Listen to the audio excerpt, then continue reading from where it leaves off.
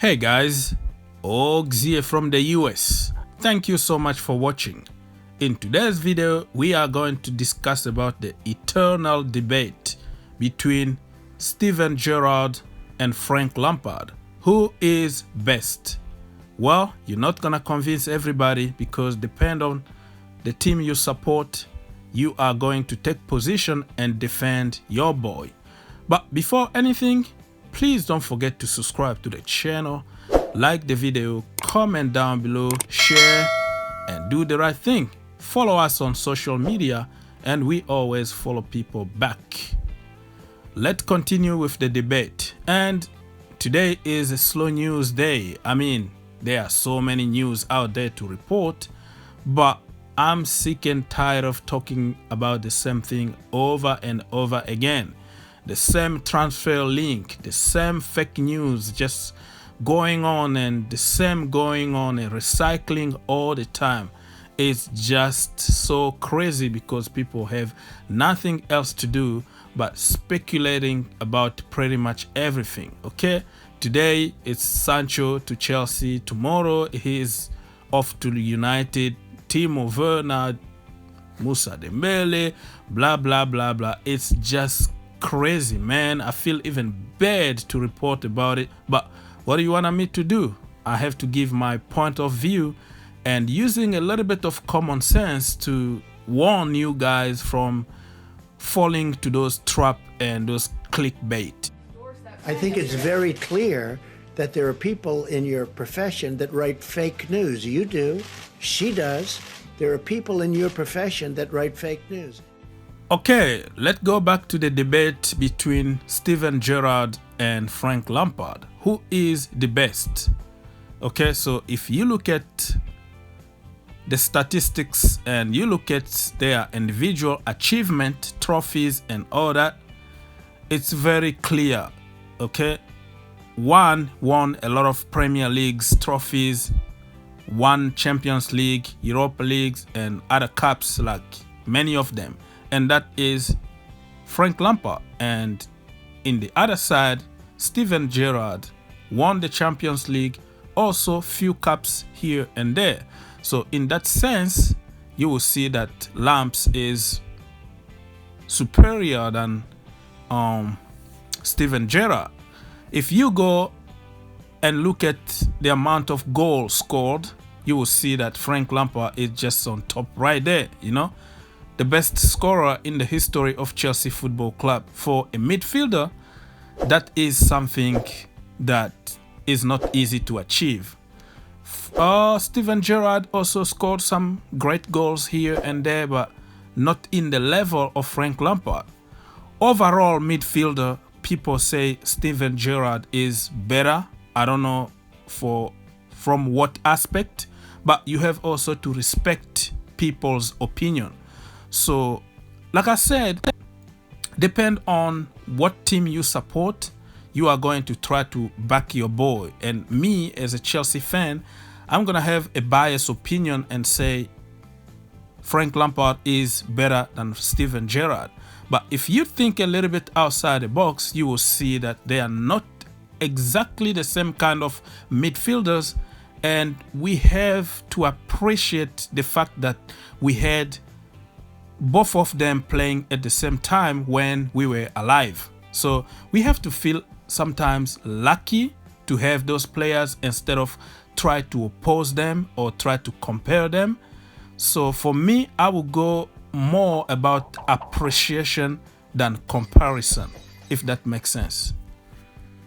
One thing we can all agree on, either you are Team Lampard or Team Gerrard, is that they were such a disappointment for the national team. The so-called golden generation didn't win anything because of the conflict they had between them.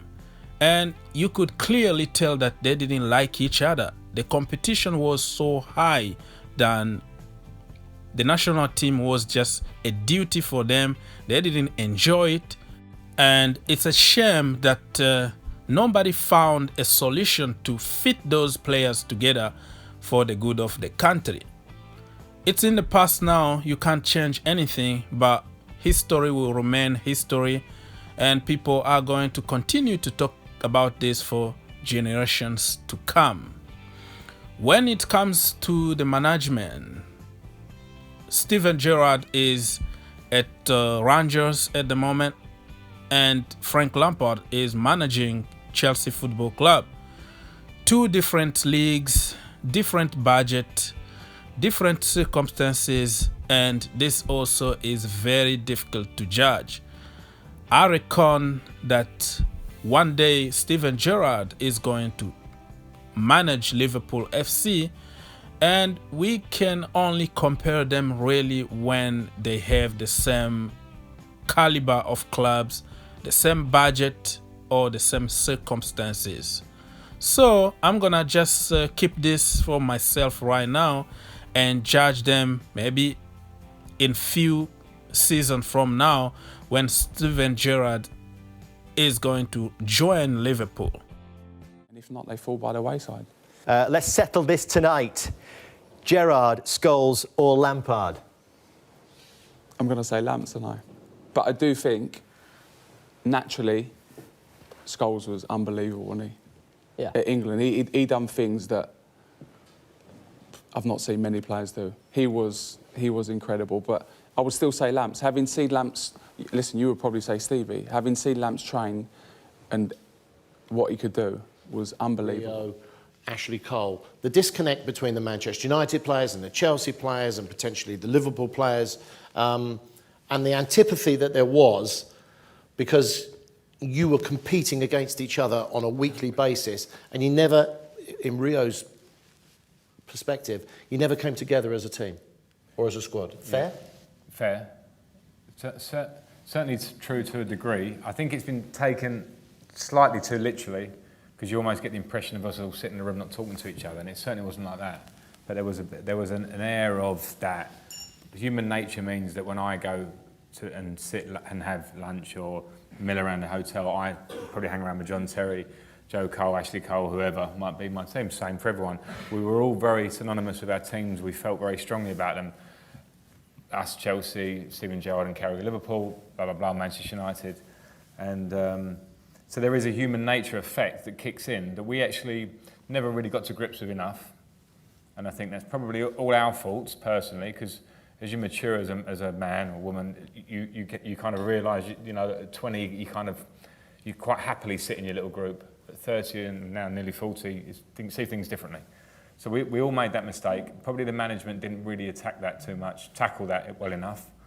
And it was one part of the jigsaw that was slightly out of place. And I always imagined, I remember the Argentinian playing with Crespo, and he was at Chelsea, and I actually used to get the how desperate he was to leave Chelsea to go back to the Argentinian squad. So I'm going to go back there, and we've got this Copa America thing or whatever it might have been, because they're all playing all over the world, and they all come back, and it's like, here we go. Whereas we were at loggerheads, you know, and so that was like a factor in the whole thing. But it wasn't the only factor.